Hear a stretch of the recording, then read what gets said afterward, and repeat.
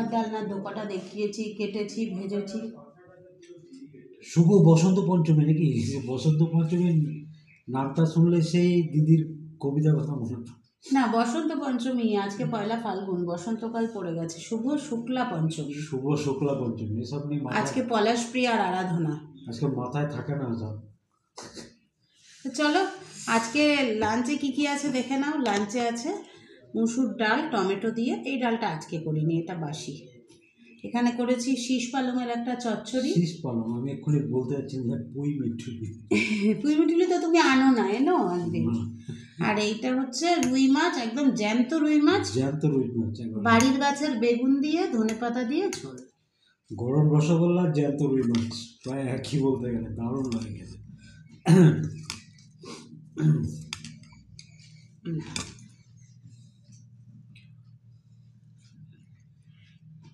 কত ভাত ডালে কমিয়ে দেবো কি আছে, কারণ আমি তো এইটা দিয়ে আলাদা করে মেরে খাবো, ডাল দিয়ে মেরে খাবো। হ্যাঁ জানি তো।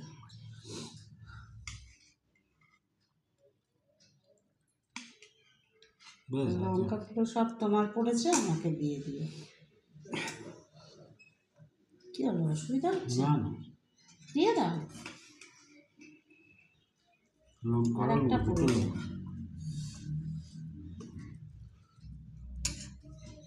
একটু ডাল আছে, এটা খেয়ে নিও, আর রাখবো না এইটুকু ডাল। ডাকে লাগবে না।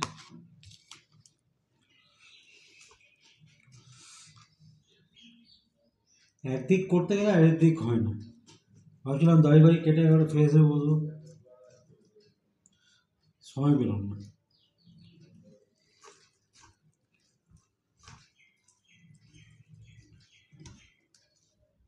খেয়ে দিয়ে আপনার হয়।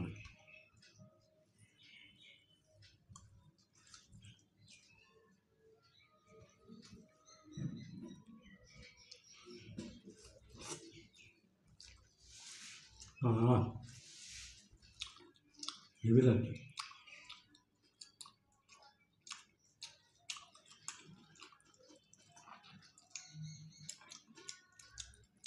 হ্যাঁ ভালো নেই শক্ত ডাটা, আমি শক্ত দেখে নিইনি।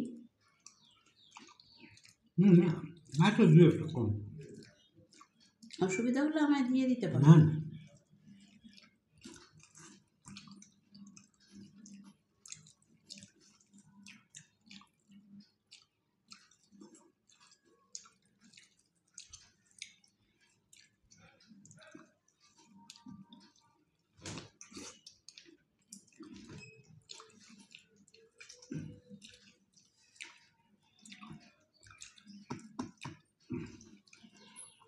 অনেকের হয়তো মনে হতে পারে আজকে সরস্বতী পুজোর দিন, কেন নিরামিষ খাচ্ছ না?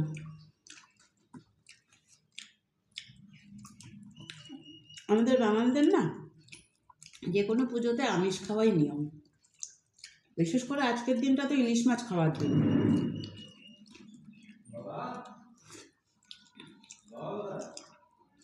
তাই ইলিশ পেলাম না, তাই রুই দিয়ে কাজ খাচ্ছি। একটা জিনিস অদ্ভুত লাগে, কারণ এক একটা মানুষের পূর্বপুরুষদের এক একটা নিয়ম, ঠিক আছে? এবার সেই নিয়মের সঙ্গে অন্য একজন মানুষের নিয়মের সঙ্গে মেলাতে যায়, যেটা উচিত না। কারণ কার বাড়ির কী নিয়ম কেউ তো প্রপারলি জানে না। কারণ এই যে আমরা আজকে আমিষ খাচ্ছি, হয়তো কেউ বলবে দেখেছো আজকেও আমিষ খাচ্ছে, কোনো নিয়মকানুন কিছুই মানে না, এই জিনিস কথাবার্তাগুলো ওঠে কেন?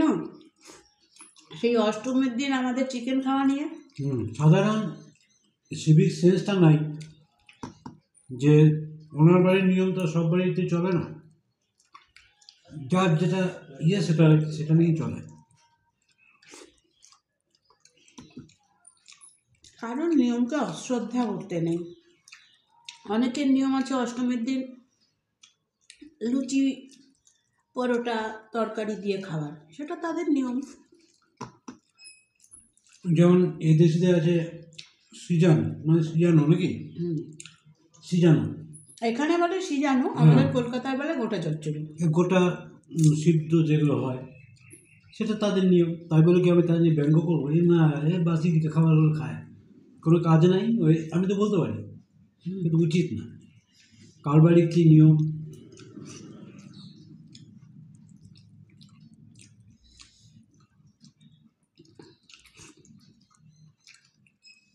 সমাজে চলতে গেলে অনেক নিয়ম মানতে হয়, কিন্তু কেউ কি আমরা মানি না।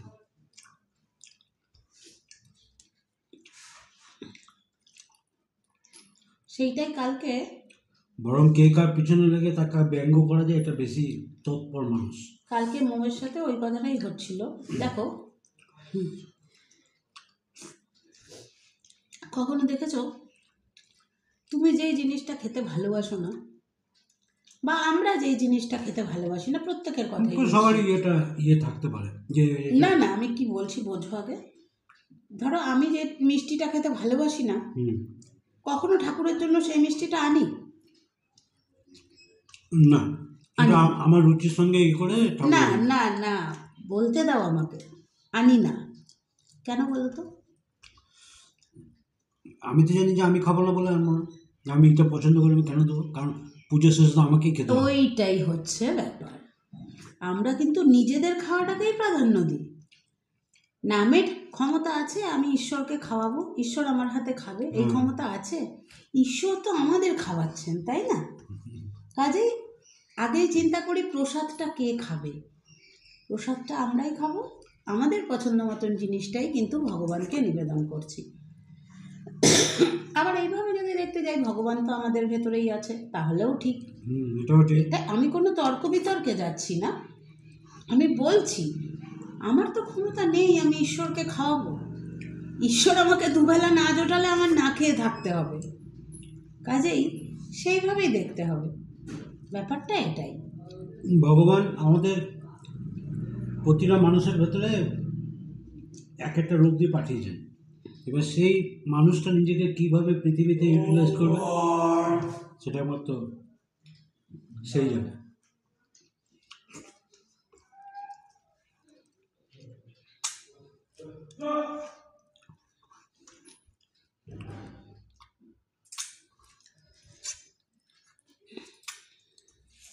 দাঁড়াও, মুড়োটা আগে আমি নিয়ে নিই। মানুষ নিজেকে সমাজে কিভাবে মিলে ধরবে সেটা তার উপর ডিপেন্ড করে।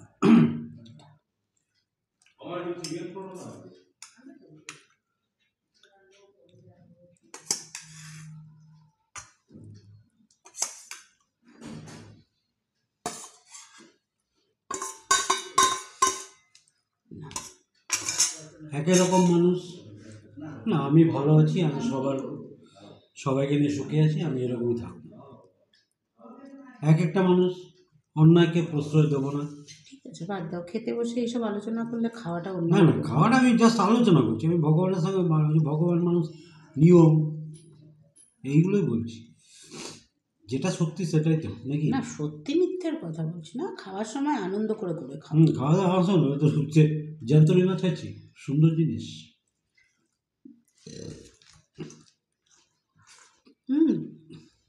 আবার একটু তেলও হয়েছে। তেল মানে আছে, দিয়েছে। রুই মাছের তেলটা এতটা না, একদম পরিষ্কার তেলটাই দিয়েছে।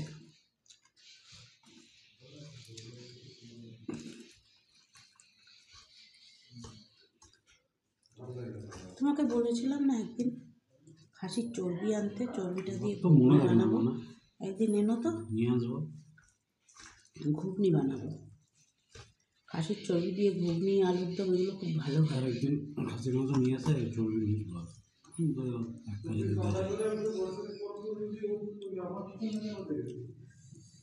টাটকা মাছের যে ঝোলের গন্ধটা দারুণ লাগে, ও আলাদা একটা স্বাদ হয়ে যায়।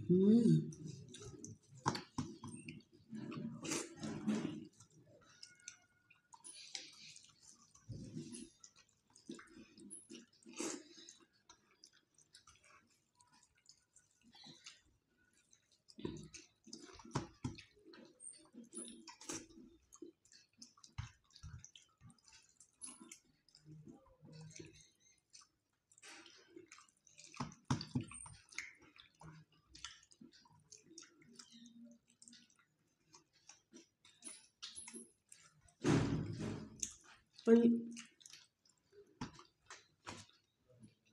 চেন দেওয়া টপগুলো দেখতে হবে বাপির ওখানে, বুঝলে?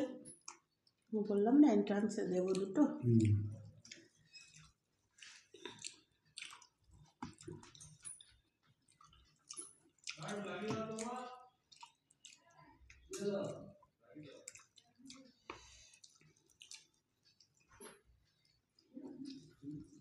বলছে বাবা চিকেন খাওয়াও না বাবা। বেগুনটা কি ভালো না বলো?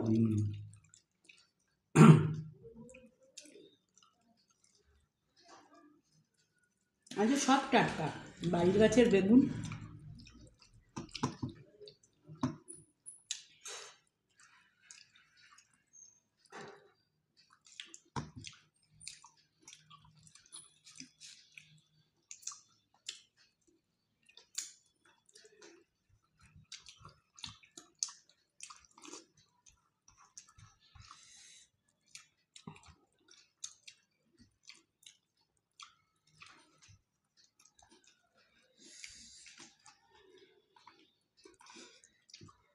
রুই মাছ, জ্যান্ত রুই মাছ হলে কি তেলে দিলে শুকিয়ে যায়, ছোট হয়ে শুকিয়ে যায়, যায় না, বেঁকে যায়। বেঁকে যায়, ছোট হয়ে যায়। আর কাতলা আবার কি ভাজা যেমন না হয়, কিন্তু ঝোলে দিলে আবার ফুলে যায়। ওই জন্যে ছোটোবেলায় শুনেছিলাম যে কাতলা মাছ আয় দেয় ভালো, যেটা রুই মাছ দেয় না।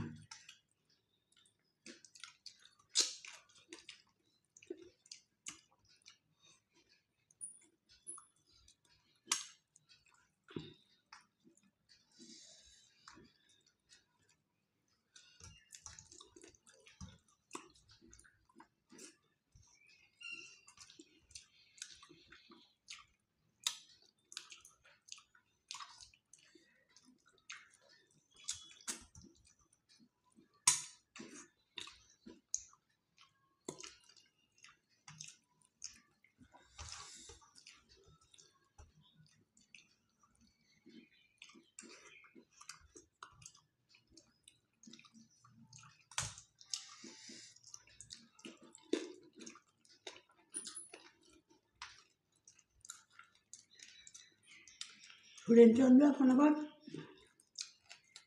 স্কুলে ছুটি নোটিশ দেয় না, ছুটির লিস্টও দেয় না, তাহলে মেসেজ করে মোবাইলে, ওই সেন্ট জেভিয়ার্সের মতো। অন্য ইংলিশ মিডিয়ামগুলো সবই তাই, ওদেরকে ইয়ে করছে।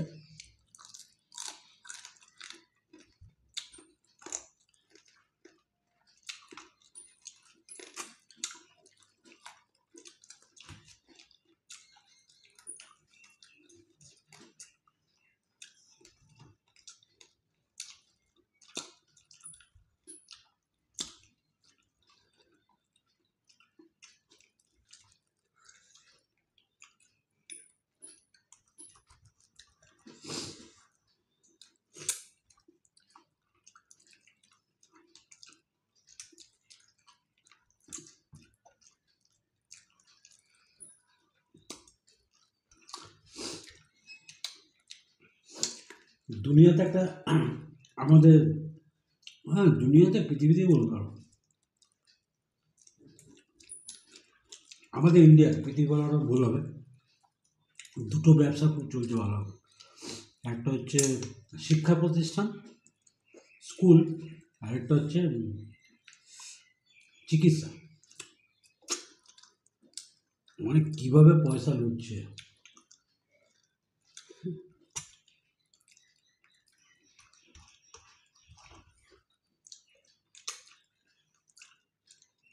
অবশ্য এর জন্য দায়ী আমরাই, সব স্ট্যাটাস মেনটেন করতে গিয়ে এই যে অবস্থা। বাংলা ভুলেই গেছে লোকে, কীভাবে কত বড় বড় স্কুল আমাদের দুর্গাপুরের সব বাংলা মিডিয়াম স্কুলগুলো সব এখন হন্টেড হাউস হয়ে গেছে, দেখলেও খারাপ লাগে। কি বিশাল বিশাল স্কুল। কেমন খেলে? ঠিক আছে তো, ভালো। এত বড় বড় প্রিন্ট পিস হয়েছে, এবার ওটা যখন ভাসছে গুটি এতটুকু। আমি না রিং পিসে গলকাটার পিসটা খেতে খুব ভালোবাসি, ওটা রেখে- ভয় ভয় নিইনি, মানে নিলেই চিল্লাবে। অবশ্য ওটা ওই খাবে, আমি তো পারবো অতটা খেতে পছন্দ করি না। আমি কি বলতো ফ্রিলি খাবো আর কি, টুকটাক যা আসবে খাবার বেড়ে উঠে যাও।